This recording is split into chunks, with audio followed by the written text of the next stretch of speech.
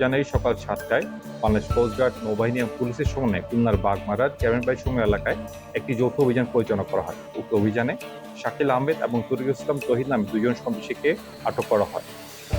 পরবর্তীতে আটককৃত ব্যক্তিদের তথ্যের ভিত্তিতে খুলনার বাগমারা, চেয়ারম্যানবাড়ি এবং টুটপারসোনা এলাকায় সাঁড়াশি অভিযান পরিচালনা করে একটি রিভলভার, একটি 7.65 মিলিমিটার বিদেশি পিস্তল, 7 রাউন্ড তাজা গোলা, একটি ম্যাগাজিন এবং 350 গ্রাম গাঁজা জব্দ করা হয়। বর্তমানে উদ্ধারকৃত অস্ত্র, গোলা বারুদ এবং মাদকদ্রব্য সহ আসামিদের বিরুদ্ধে আইন গ্রহণের কার্যক্রম প্রক্রিয়াধীন রয়েছে। আসন্ন জাতীয় ত্রয়োদশ নির্বাচনকে সামনে রেখে দেশের আইন শৃঙ্খলা পরিস্থিতি স্বাভাবিক রাখতে বাংলাদেশ কোস্টগার্ড তৎপর ভূমিকা পালন করছে। বাংলাদেশ কোস্টগার্ডে এমন অভিযান ভবিষ্যতেও অব্যাহত থাকবে।